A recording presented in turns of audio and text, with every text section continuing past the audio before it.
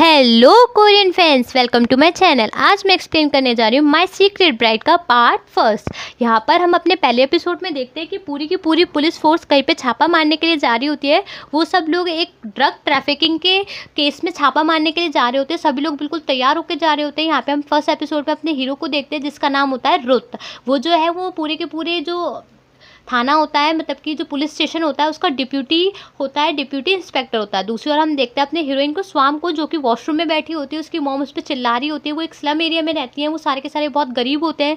यहाँ पे जो उसकी मॉम है वो जुए का बिजनेस चलाती है, जो गैम्बलिंग वगैरह का बिजनेस चलाती है। तो वो अपनी बेटी से कहती है कि तुम कब तक टॉयलेट में बैठी रहोगी, क्योंकि स्वयं का मतलब ही टॉयलेट होता है, मतलब कि उसका नाम ही टॉयलेट होता है। तो यहाँ पे उसकी जो मॉम है उससे कहती है कि तुम यहाँ बैठ के निगरानी रखोगे, पुलिस वुलिस ना आ जाए, क्योंकि जो जुए का बिजनेस होता है वो सारा का सारा इलीगल होता है। तभी जो स्वयं है वो बाहर बैठ के निगरानी कर ही रही होती है, पर जो उसका पेट खराब होता है और एकदम से उसको ऐसा लगता है कि उसको टॉयलेट जाना चाहिए। तभी उसका फ्रेंड वहाँ पे आ जाता है। वो अपने फ्रेंड से कहती है कि प्लीज़ तुम थोड़ी देर मेरे लिए यहाँ बैठ के निगरानी करो, अब मैं टॉयलेट जा रही हूँ। और वो टॉयलेट चली जाती है। तभी वहाँ पे बहुत गंदी स्मेल आ रही होती है, तो उसका फ्रेंड है वहाँ से उठ के चला जाता है। हम दूसरी ओर देखते हैं जो उसकी मॉम है वो अपने घर में जुए का बिजनेस चला रही होती है, गैम्बलिंग का बिजनेस चला रही होती है। सभी लोग वहाँ पे होते हैं। और जो हमारी की पूरी जो पुलिस फोर्स है जहाँ पे वो ड्रग ट्रैफिकिंग पे छापा मारने जा रही होती है, वो वहाँ ना जाके जहाँ पे स्वयं की मॉम का बिजनेस चल रहा होता है वहाँ पे आ जाते हैं, जहाँ पे सभी लोग जुआ खेल रहे होते हैं। वो सारे के सारे पुलिस वाले देखते हैं कि वहाँ पे कितने सारे लोग जुआ खेल रहे हैं। पुलिस वालों को देख के सब लोग वहाँ से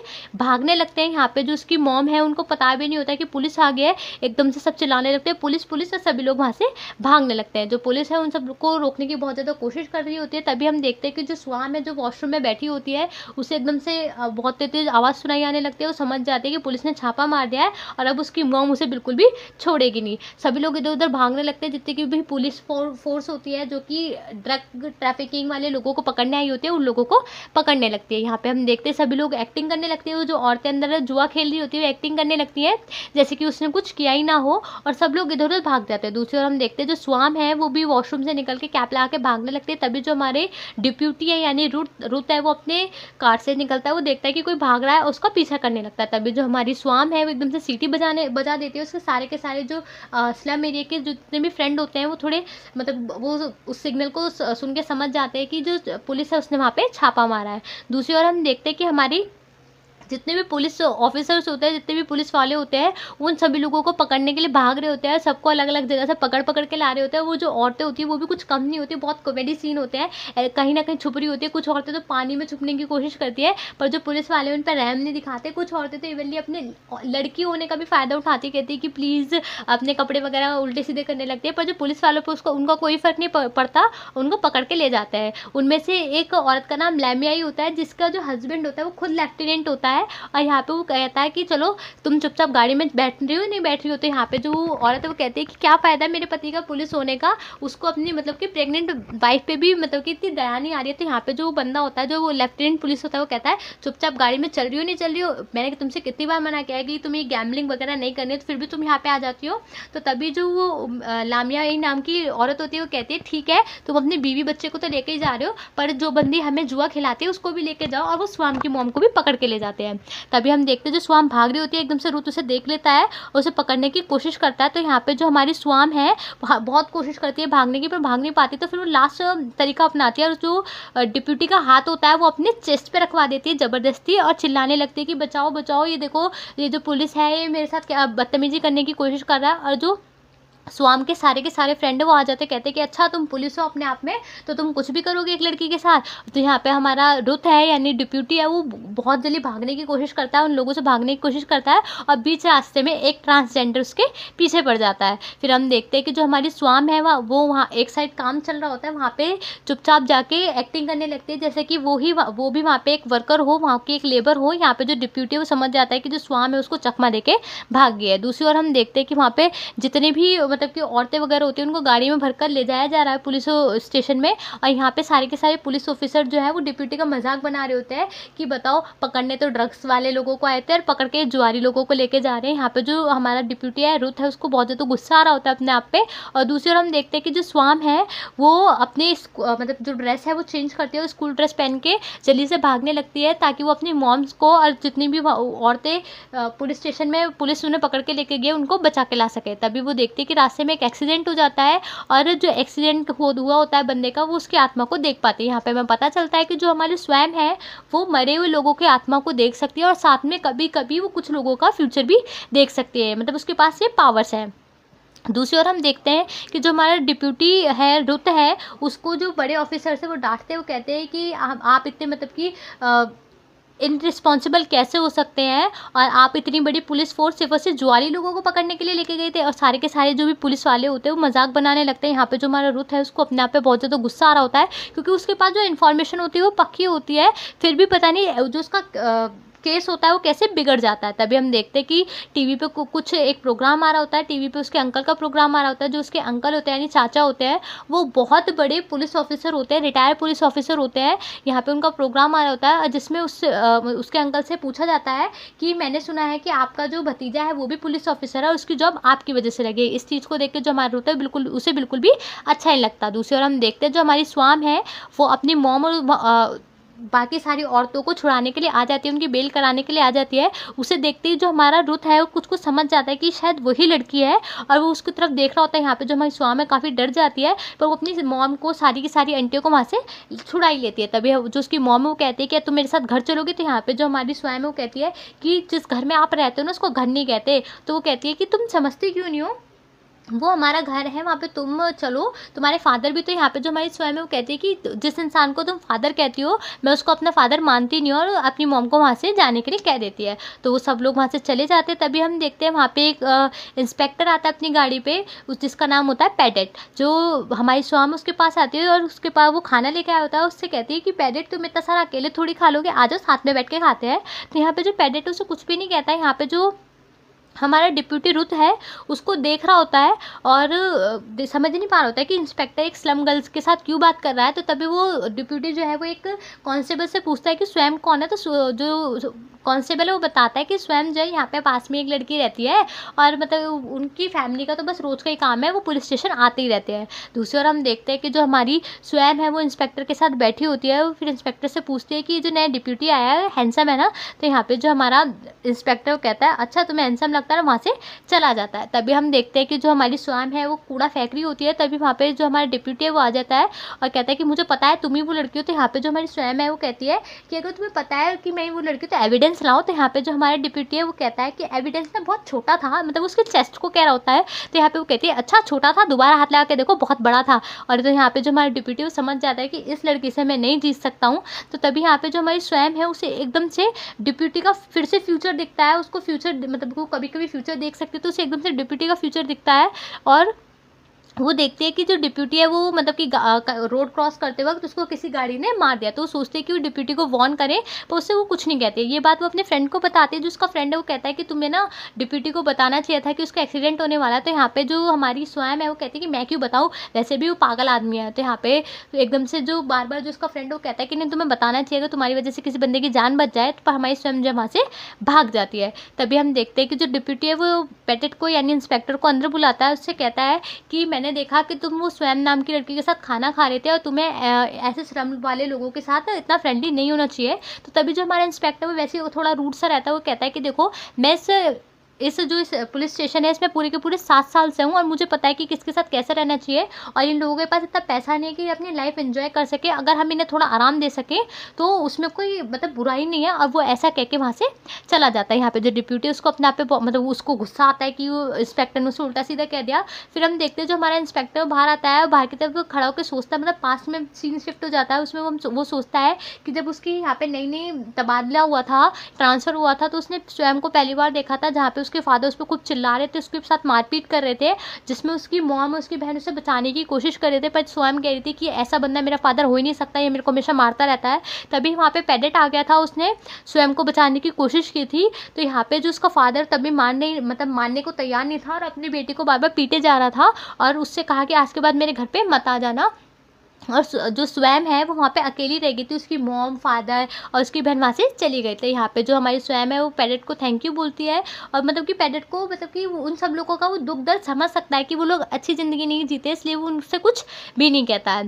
दूसरी ओर हम देखते हैं कि जो हमारे इंस्पेक्टर यानी पैरेट है, उसकी जो पुलिस स्टेशन में बहुत ज़्यादा इज्जत होती है, सब लोग उसकी बहुत ज़्यादा रिस्पेक्ट करते हैं एज़ कम्पेयर डिप्यूटी, क्योंकि जो डिप्यूटी उसका नया नया ट्रांसफ़र हुआ था, उसको तो बस सिंपल नाम की रिस्पेक्ट मिलती है, पर जो इंस्पेक्टर है उसको सच में ही सब लोग बहुत ज़्यादा रिस्पेक्ट करते हैं। दूसरी ओर हम देखते हैं कि जो हमारा डिप्यूटी है फिर अपने घर वापस आता है, जहाँ पे उसके अंकल होते हैं और उसकी सिस्टर होती है, मतलब जो उसके अंकल की लड़की होती है, क्योंकि जो डिप्यूटी है वो एक ऑर्फन है, उसके मॉम डैड नहीं है, वो उसके चाचा ने उसको पाला होता है, अंकल ने उसको पाला होता है। यहाँ पे जो उसकी बहन है उसका नाम डा होता है, जो डा है उसकी शादी होने वाली होती है, तो यहाँ पे जो डा है वो अपने भाई से कहती है, मतलब कि रुत से कहती है कि रुत देखो, मेरी शादी की ड्रेसेस चूज़ करनी है, प्लीज़ मेरे साथ चलना, क्योंकि फ़ादर चलने के लिए तैयार नहीं है और मुझे पता है कि फ़ादर जो है बहुत ओल्ड फैशन है, इसलिए मेरे साथ चलना। तो यहाँ पे जो हमारा रुत है वो जाने के लिए तैयार हो जाता है। दूसरी ओर हम देखते हैं कि जो हमारी स्वयं है वो सुबह सुबह पढ़ाई करती है और शाम को पार्ट टाइम जॉब करती है, ताकि वो अपना खर्चा चला सके, क्योंकि वो अपनी फैमिली के साथ नहीं रहती अपने फादर की वजह से, क्योंकि अपने फादर को फादर नहीं मानती है। फिर हम देखते हैं कि जो हमारा रुत है अपना सारा का सारा सामान पैक कर रहा होता है, तो तभी यहाँ पे हमारी डा कहती है कि तुम कहीं और जाके क्यों रह रहे हो, तुम यहाँ पे भी तो रह सकते हो। तो यहाँ पे जो हमारा रुत है वो कहता है कि वहाँ से जो है मेरी जॉब बहुत पास पड़ेगी। तो यहाँ पे फिर जो रुत है वो पूछता है कि तुम्हारा हस्बैंड, मतलब होने वाला हस्बैंड कैसा है। तो यहाँ पे जो हमारी डा है वो बताती है कि जो मेरा होने वाला हस्बैंड है वो किसी और लड़की को डेट कर रहा है, और उस लड़की का नाम स्वयं है। जो डा के होने वाला हस्बैंड है उसका नाम एक होता है, और जो एक है वो और किसी को नहीं, स्वयं को डेट कर रहा होता है। तो स्वयं का नाम सुन के जो हमारा रुत है वो समझ जाता है कि किस स्वयं के बारे में बात हो रही है।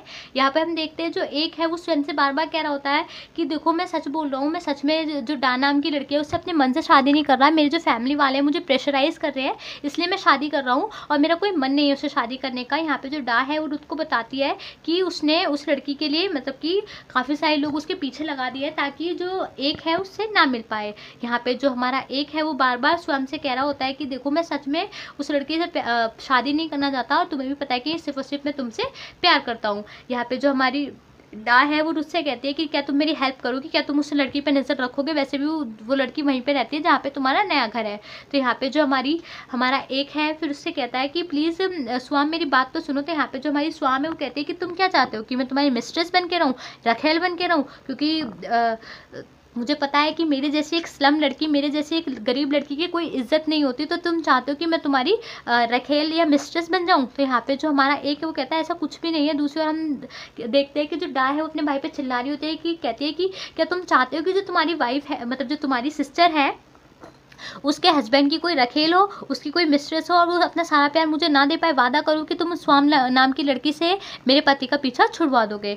यहाँ पे तभी जो हमारी स्वाम है वो एक से कहते हैं कि देखो मुझे पता है कि तुमने मेरी मतलब कि मेरी लाइफ पे बहुत ज़्यादा एहसान किए हैं, मैं उन एहसान को कभी नहीं भूल सकती। अगर तुम चाहते हो कि मैं तुम्हारी मिस्ट्रेस बन के रहूँ तो मैं तैयार हूँ। फिर हम देखते हैं कि जो एक है वो स्वाम को स्वाम के घर पर छोड़ देता है। यहाँ पे जो स्वाम है उसको समझ नहीं आ रहा होता, उसे ऐसा लगता है कि अबे यार इस बंदे ने मुझ पर इतने सारे एहसान किए, तो अब क्या मेरे को इसकी मिस्ट्रेस बनना पड़ेगा, इसकी रखेल बनना पड़ेगा।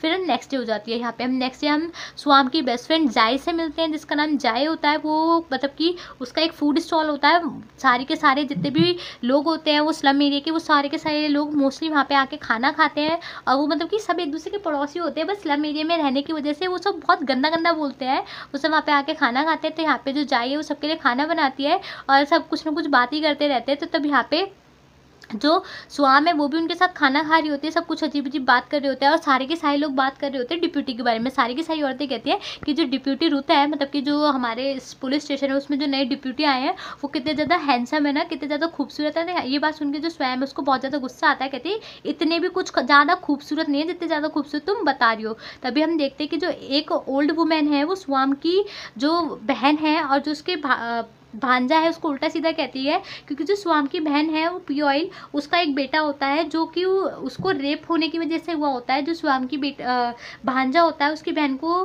का किसी ने रेप कर लिया होता है, जिसकी वजह से उसकी बहन प्रेग्नेंट हो जाती है और उसका बेटा हो जाता है। तो यहाँ पे जो स्वाम है वो अपने भांजे से बहुत ज़्यादा प्यार करती है और अपनी बहन से कहती है कि देखो तुम्हें कोई कुछ भी कहे, तुम्हें बिल्कुल भी चिंता करने की ज़रूरत नहीं है, मैं हूँ ना, मैं हमेशा तुम्हारा और अपने भांजे का ख्याल रखूँगी। माना कि जो इसका फादर थे या उसने तुम्हारे साथ रेप किया और अपने मतलब कि अपने बेटे का भी रिस्पॉन्सिबिलिटी नहीं उठाई, तो यहाँ पे जो उसकी बहन है वो कहते हैं कि अब तुम मतलब कि इतनी ज़्यादा काइंडनेस दिखाने की ज़रूरत नहीं है, मैं इन सब बातों की यूज टू हो गई हो, तुम टेंशन मत लो। तो तभी हम देखते हैं कि जो स्वाम है वो अपनी सिस्टर को कॉफ़ी पिलाने के लिए लेके आती है।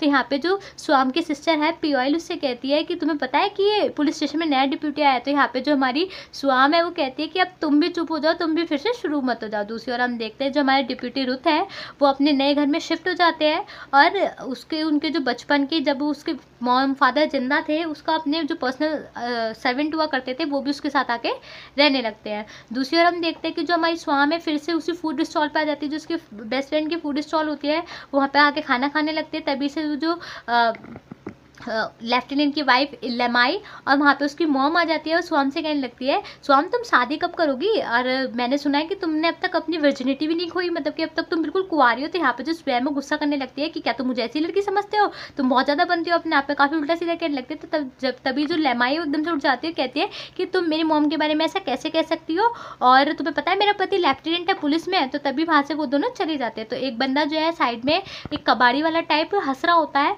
तो वहाँ पे जो स्वयं वो कहते हैं तुम लोग क्यों हंस रहे हो, मतलब कि तुम क्यों हंस रहे हो। तो यहाँ पे जो कबाड़ी वाला है वो कहता है कि मैं इसलिए हंस रहा हूँ क्योंकि बस तुम बातें ऐसी कर रही हो। तो यहाँ पे जो स्वयं है वो कहते हैं कि आप कहाँ रहते हो, तो वो कहते हैं कि मैं एक फैक्ट्री के पास रहता हूँ, फैक्ट्री का नाम लेते हो। तो स्वयं कहती है अरे वो फैक्ट्री तो बहुत डरावनी सी लगती है, आप वहाँ पे कैसे रह सकते हो।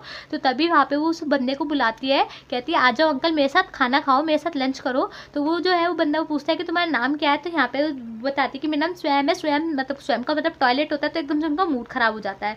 दूसरी ओर हम देखते हैं कि जहाँ पे रुत आया होता है उसके जो बगल का पड़ोसी होता है वो और कोई नहीं इंस्पेक्टर पेडेट होता है जो कि उसे चीनी मांगने आया होता है।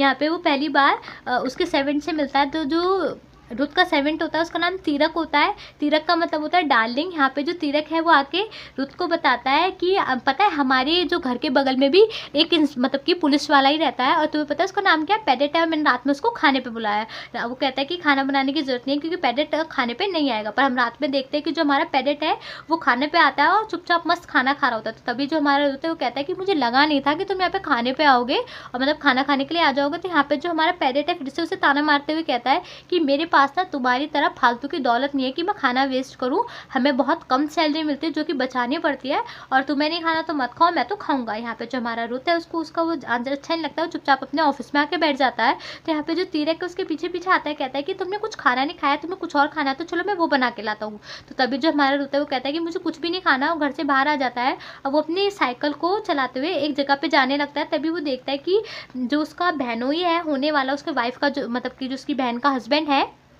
वो वहाँ पे खड़ा हुआ है।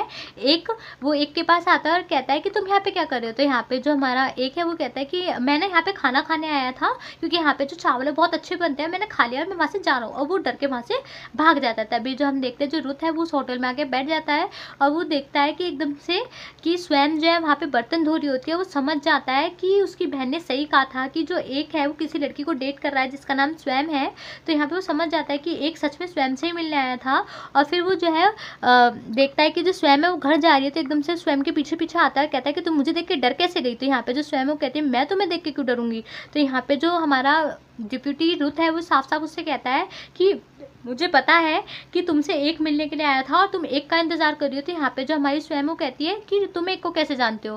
तो यहाँ पे हमारे डिप्यूटी बताता है कि तुम्हें पता है कि जिस लड़की से उसकी शादी होने वाली है वो मेरी सिस्टर है और एक से दूर रहो। तो यहाँ पे जो हमारी स्वयं है वो कहती है कि देखो मेरे जैसी गरीब लड़की के लिए जो एक है वो एक बिल्कुल ऐसा बंदा है जिसने मेरी लाइफ में बहुत ज़्यादा एहसान किया है, क्या तुम उसकी जगह लोगे, क्या मेरे एक्सपेंसिव मतलब मेरे ऊपर जो खर्चे होते हैं क्या तुम उसका खर्च उठाओगे। और यहाँ से ऐसा उल्टा सीधा सुना के वो डिप्यूटी को भगा देती है, रुत को वहाँ से भगा देती है। फिर जो हमारी स्वयं है वो घर पे आकर बैठ जाती है और वो सोचती है कि डिप्यूटी ने कैसे उसे उल्टा सीधा कहा। फिर वो सोचती है कि अगर एक नहीं हुआ मतलब अगर उसकी शादी एक से नहीं हुई तो वो डिप्यूटी से करेगी। फिर वो देखती है कि जो उसके पास एक बॉक्स होता है, उस बॉक्स में एक हैंकी होता है, उस हैंकी के ऊपर किसी का नाम लिखा होता है। फिर वो जो हैंकी और किसी का नहीं डिप्यूटी रुत का होता है, क्योंकि जब डिप्यूटी रुत उसी पुलिस स्टेशन में अपनी ट्रेनिंग के लिए आया होता है तब एक बार एक औरत ने उस पर मतलब कि जो हमारी स्वयं है उस पर चोरी का इल्ज़ाम लगाया होता है और उसको खूब उल्टा सीधा कह रही होती है। तभी जो डिप्यूटी वहाँ पे आता है मतलब कि तब जो हमारा रुत है वो सिंपल एक ट्रेनिंग लेने वाला पुलिस ऑफिसर होता है। वहाँ पे वो जो औरत उस पर बहुत ज़्यादा चिल्ला रही होती है स्वयं पे कि एक चोर लड़की है।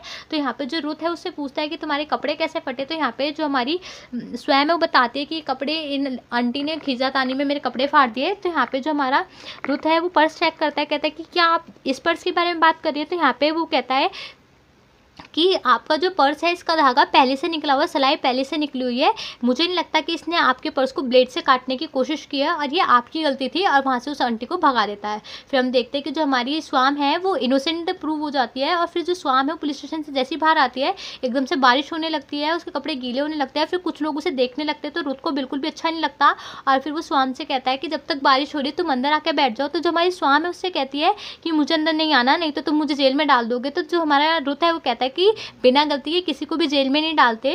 और जो स्वाम है वो गीली हो चुकी होती है, ठंड के मारे ठिठुरा रही होती है, तो तभी जो हमारा रुथ है उसको अपना हैंकी देता है, और जो स्वाम है वो अपने आप को ड्राई करती है, उससे साफ करती हुए कहती है कि थैंक यू मुझे मतलब कि अपना हैंकी देने के लिए और मुझे उन आंटी से बचाने के लिए। यहाँ पे जो हमारी स्वाम है उसको बहुत ज़्यादा अच्छा लगता है कि जो रुथ है उसने उसको अपना हैंकी दिया। और फिर से जो सीन है प्रेजेंट में शिफ्ट हो जाता है। यहाँ पे जो हमारी स्वाम है उसको अच्छा लगता है, क्योंकि उसे ऐसा लगता है कि शायद जो रुथ है काफ़ी अच्छा बंदा है और उसको उसके लिए फीलिंग आ रही होती है। दूसरी ओर हम देखते हैं कि जो हमारा रुथ है उसको ऐसा लगता है कि यार जो स्वाम है वो स्कूल पढ़ने भी जाती है, स्लम एरिया में रहती है और अपने मतलब कि बर्तन वगैरह धोती है, इसका मतलब वो एक से पैसे नहीं लेती है, फिर वो क्यों एक के पीछे पड़ी हुई है, और फिर वो सो जाता है। दूसरी ओर हम देखते हैं कि जो स्वाम के फादर हैं वो अपने नाती को यानी कि अपनी बेटी के लड़के को, पीओएल के बेटे को स्कूल से ले जाकर उसको उल्टे सीधे कपड़े पहना के एक बैगर की तरह एक बंदे को सौंप देते हैं, जहाँ पे वो बंदा उसे कुछ पैसे देता है उसके स्वयं के फादर को। और यहाँ पे जो हमारा पीओएल का बेटा होता है वो दिन भर वहाँ पे भीख मांगता है, और फिर जो जितने भी पैसे होते हैं वो बंदा उससे छीन के ले जाता है। फिर हम देखते हैं कि जो लड़का होता है वो रास्ते में अपने कपड़े चेंज करता है, घर आ जाता है, और उसकी मॉम को तो लगता है, मतलब जो स्वयं की सिस्टर पीओएल है उसको ऐसा लगता है कि उसका बेटा स्कूल पढ़ के आया है, और जो उसका बेटा है वो भी उसे कुछ नहीं बताता है कि जो उसके नाना है, जो उसके ग्रैंडफादर है, डेली उसको भीख मांगने के लिए ले जाते हैं। दूसरी ओर हम देखते हैं कि जो हमारी स्वयं है वो अपनी बेस्ट फ्रेंड जाई के साथ बैठी रहती है उसके फूड स्टॉल पे। तो तभी वहाँ पे जो कबाड़ी वाले अंकल है फिर से आ जाते हैं। यहाँ पे जो हमारी स्वयं उससे पूछती है कि अंकल आपका नाम क्या है, तो अंकल बताते हैं कि मेरा नाम अंकल थ्वान है। तो यहाँ पे तभी जो स्वयं की मॉम आ जाती है उससे कहती है कि ये लो लॉटरी के टिकट और इन सबको बेच दो। तो यहाँ पे तब हम देखते हैं कि जो स्वयं की मॉम है कहती है ये कौन है, तो वो बताती है कि अंकल थ्वान है और ये मेरी फ्रेंड है। तभी हम देखते हैं वहाँ पे पुलिस वाले आ जाते हैं। तो सामने से कुछ औरतें स्वयं की मॉम को कहती है कि प्लीज़ हमें भी लॉटरी के टिकट दो, लॉटरी की टिकट दो। और जो पुलिस वाले हैं एकदम से लॉटरी के टिकट का नाम सुन के समझ जाते हैं कि यहाँ पे लॉटरी की टिकट बिक रही है, और जो लॉटरी की टिकट बेचना है वो इलीगल है। तो एकदम से जो स्वयं है वो अंकल थ्वान की गाड़ी पे बैठ जाती है और अंकल थ्वान अपनी गाड़ी भगाने लगता है, और उनके पीछे पीछे जो पुलिस वाले हैं वो भी अपनी गाड़ी लगा लेते हैं, क्योंकि वो समझ जाते हैं कि जो स्वयं है उसके पास जरूर ही लॉटरी के टिकट होंगे, क्योंकि जो उसकी मॉम है वो गैमलिंग का, जुए का और ऐसी लॉटरी वगैरह का बिजनेस स्टार्ट करती ही रहती है। यहाँ पे जो अंकल थ्वान है वो स्वाम से कहते हैं कि जितने भी लॉटरी के टिकट है जल्दी से खा जाओ, वो दोनों ही सारे के सारे टिकट खा जाते हैं। यहाँ पे जो पुलिस वाले वो कहते हैं कि स्वाम चुपचाप सारे के सारे टिकट हमें वापस कर दो, जितने भी लॉटरी के टिकट है। तो यहाँ पे जो स्वाम है वो कहती है मेरे पास कोई टिकट नहीं है, चाहे तो चेकिंग कर लो, एकदम से हाथ फैला के खड़ी हो जाती है। तो यहाँ पे जो पुलिस वाले वो कहते हैं कि बदतमीजी नहीं, चुपचाप अपना पर्स दिखाओ। तो यहाँ पे जो पुलिस वालों ने पूरा का पूरा कॉन्फिडेंस होता है कि स्वाम के पास जरूर ना जरूर टिकट होंगे, पर एक्चुअल में उसके पास कोई टिकट नहीं निकलते। उनको शौक हो जाता है कि सारे मतलब कि भाग तो ऐसे रहते, फिर इनके पास टिकट क्यों नहीं है। तो यहाँ पे जो स्वाम है उन पर बहुत ज़्यादा चिल्लाते हैं कि जाकर और काम करो, इतने बड़े बड़े जो गुनहगार हैं वो घूम रहे हैं, तुम हम लोगों के पीछे पड़े हुए। तभी हम देखते हैं जो स्वाम है वो एक ब्रिज से जा रही होती है और एक वो भिखारी को पैसे डालते हुए देखती है कि वो भिखारी कोई और नहीं उसका ही भतीजा है। तभी जब उस लड़के को मतलब अपने भांजे को उठाती है तभी वहाँ पे एक बंदा आ जाता है और कहता है कि हे मैडम तुम इसे कहाँ लेके जा रहे हो। तो यहाँ पे जो स्वयं है वो कहते हैं कि ये मेरा भांजा है और तुम कौन हो। तो यहाँ पे वो बंदा डर जाता है, वहाँ से चला जाता है। इस चीज़ को देख के जो हमारी स्वयं है उसको बहुत ज़्यादा गुस्सा आता है। उसको ऐसा लगता है कि जो उसका भांजा है हम मतलब कि वो बड़ी मुश्किलों से वो और उसकी बहन उसको अच्छे स्कूल में पढ़ा रही होती है, बहुत मेहनत करके पढ़ा रही होती है, और कोई बंदा उसके भांजे को डेली भीख मांगने के लिए, बैगिंग करने के लिए रोज की रोज वहाँ पे ले आता है स्कूल से बुलाकर। दूसरी ओर फिर हमारी जो स्वयं है उसको बहुत ज़्यादा गुस्सा आता है, फिर अपने भांजे को लेती है और सीधे पुलिस स्टेशन में आ जाती है। यहाँ पे वो और किसी के पास नहीं, पेडेट के पास आती है, इंस्पेक्टर पेडेट के पास आती है, उसको सारी की सारी बात बताती है कि आज सुबह सुबह उसने अपने भांजे को एक जगह पे भीख मांगते हुए देखा और उसको नहीं पता कि किस बंदे ने उसको ऐसा करने के लिए मजबूर किया। तो यहाँ पे जो बच्चा होता है बिल्कुल शौक में होता है, कुछ भी बताने के लिए तैयार नहीं होता, रोने लगता है। तो यहाँ पे जो पेडेंट है वो कहता है कि स्वाम तुम प्लीज़ शांत हो जाओ, मैं अपने हिसाब से इससे बात करता हूँ। फिर वो उस मतलब कि जो बच्चा होता है उसको अपनी सीट पर लेके आता है और कहता है कि बेटा तुम मेरे पास आओ, और उसको जो इंस्पेक्टर की कुर्सी होती है उस पर बिठाता है और उसकी सर पे इंस्पेक्टर की कैप लगाता है। कहता है कि क्या तुम मेरे जैसे बड़े होकर बनना चाहते हो? तो जो बच्चा है वो कहता है कि हाँ, मैं बड़ा होकर पुलिस इंस्पेक्टर बनना चाहता हूँ और अपनी मॉम और मौसी को हमेशा खुश रखना चाहता हूँ। तो यहाँ पे जो पेडेंट है वो कहता है कि अच्छा तो ये बताओ फिर तुम्हें किस बंदे ने ऐसा करने के लिए मजबूर किया? तो यहाँ पे बताते कि मेरे को भिख मांगने के लिए और किसी ने नहीं, मेरे ग्रैंडपा यानी कि मेरे नाना जी ने मजबूर किया। ये बात सुन के स्वयं को बहुत ज़्यादा गुस्सा आता है, चिल्लाने लगती है। तभी जो पेडेंट है उससे कहता है कि तुम बाहर जाओ, बाहर खड़ी रहो, मेरे को अभी बच्चे से बात करने लगो। तो जो स्वाम है वो बाहर आके खड़ी हो जाती है। फिर एकदम से जो रुत है वो वहाँ से जा रहा होता है। फिर रुत को देख के फिर उसे उसका फ्यूचर दिखता है कि जो रुत है उसका एक्सीडेंट होने वाला होता है और वो एकदम से रुत के पीछे पीछे भागने लगती है, उसे रोकने की कोशिश करने लगती है, उसे एकदम से पीछे से हक कर लेती है, रोक लेती है। तो यहाँ पे जो हमारा रुत है वो कहता है कि तुम ज़बरदस्ती मुझसे चिपक रही हो ना, मुझे पता है तुम ऐसे ही सभी लोगों को अपने मतलब कि खूबसूरती के चंगुल में फंसाती हो। तो यहाँ पे जो स्वयं है वो कहते हैं ऐसा कुछ भी नहीं है, तुम गाड़ी से टकराने वाले थे इसलिए मैंने तुम्हें पकड़ा। तो यहाँ पे जो हमारी स्वयं है वो कहती है कि वैसे भी मैं किसी को नहीं फंसाती, लोग खुद आते हैं और मैंने एक को भी नहीं फंसाया। और तुम जैसे अमीर लोग हमें ऐसे ही समझते हो कि हम और लोगों को मतलब जो अमीर लोग हैं उनको फंसा लेते हैं, एक बार भी अपने बारे में नहीं सोचते हो। यहाँ पे फिर हम रात में सीन शिफ्ट हो जाता है। यहाँ पे हम देखते हैं कि जो हमारी स्वाम है उसको डिप्यूटी की बात पे बहुत ज़्यादा गुस्सा आ रहा होता है। जो सुबह सुबह उसने कही होती है कि तुम जैसी लड़कियों को मैं अच्छे से समझता हूँ कि पैसा देख के तुम्हारे इंटरेस्ट लड़कों में बढ़ जाता है। जो उस हैंकी को देख कर एक दिन पहले स्वाम खुश हो रही होती है, आज उस हैंकी को देख कर उसे बहुत ज़्यादा गुस्सा आ रहा होता है और वो जाके अपना वॉशरूम साफ करने लगती है, टॉयलेट साफ करने लगती है, क्योंकि उसके नाम का मतलब भी स्वयं ही होता है, उसको उसमें मज़ा आता है। दूसरी ओर हम देखते हैं जो हमारा डिप्यूटी रुत है वो भी कुछ अच्छा फील नहीं कर रहा होता है, वो भी अपने वॉशरूम में बैठ के आइसक्रीम खा रहा होता है। मतलब दोनों की जो फीलिंग्स है चॉइसेस है कुछ कुछ सेम सेम सी होती है। नेक्स्ट डे हम देखते हैं कि जो स्वाम है, स्वाम का जो अपना रियल घर है उसमें से बहुत तेज आवाज़ आ रही होती है। वो अपने घर पे आती है तो देखती है कि जो उसके फादर, उसकी मॉम और जो सिस्टर है उसको पीट रहे होते हैं। तभी स्वाम कहती है कि तुम कैसे आदमी हो, मुझे तो समझ नहीं आता कि जो अपने बीवी बच्चों को हमेशा से मारते हैं। तो यहाँ पे जो स्वाम की मॉम है स्वाम से कहती है कि स्वाम तुम यहाँ से चली जाओ, मैं पैसे देने के लिए तैयार हूँ तुम्हारे फादर को, तुम प्लीज़ यहाँ से चली जाओ। तभी हम देखते हैं कि जो स्वाम के फादर स्वाम को घर से धक्का देके फेंक देते हैं। तभी वहाँ पे अंकल थवान आ जाते हैं। वो कहते हैं कि भाई साहब रुक जाइए, आप मार क्यों रहे हैं? तो यहाँ पे जो हमारी स्वाम है वो कहते हैं अंकल थवान आप बीच में मत पड़िए। तभी जो उसके फादर वो कहते हैं ओ मुझे तो लगा था कि तुम किसी अच्छे से अमीर से आदमी से शादी करोगी, तुम तो एक कबाड़ी वाले से शादी करोगी, मतलब तुम्हारा हस्बैंड होगा। तो यहाँ पे जो उसके अंकल स्वान है, मतलब जो स्वान के अंकल होते हैं वो स्वाम के फादर को पीट देते हैं और वहाँ से वो भाग जाते हैं। तभी हम देखते हैं कि जो स्वाम के अंकल होते हैं यानी अंकल स्वान है उसको एक जगह लेके जाते हैं, उसको जूस देते हैं और उससे पूछते हैं कि क्या तुम्हारे फादर तुम्हें हमेशा से पीटते, क्या फादर ऐसे भी होते? तो यहाँ पे जो हमारी स्वाम है वो कहती है कि जब से मैंने अपना होश संभाला है, जब से मेरे को अपनी ज़िंदगी की याद है, मेरे फादर जो है मेरे को, मेरी बहन को, अरे मेरी मॉम को, सबको ऐसे ही मारते हैं। और मैं बस ये चाहती हूँ कि मैं जल्द से जल्द अच्छी बहू जाऊँ, मतलब कि जल्द से जल्द मेरी नौकरी लग जाए और मैं अपने फैमिली को संभाल सकूँ। और आपको पता है कि मेरे भतीजे को भी, मतलब मेरे भांजे को भी मेरे फादर ने मजबूर किया भीख मांगने के लिए। और मैंने देखा उन्होंने एक लड़का आदमी को उसे बेच दिया था। तो वो कहते हैं कि तुम्हें कैसे पता उस आदमी को उन्होंने बेच दिया था? तो कहती है अरे हो ही सकता है क्योंकि वो आदमी बहुत बुरा दिख रहा था, उसके जेब में चाकू था, हाथ में निशान थे। तो यहाँ पे जो अंकल है वो कहते हैं कि तुम्हारी तो मतलब ऑब्जर्विंग पावर बहुत अच्छी है, तुम तो स्पाई बन सकती हो। और तभी हमारे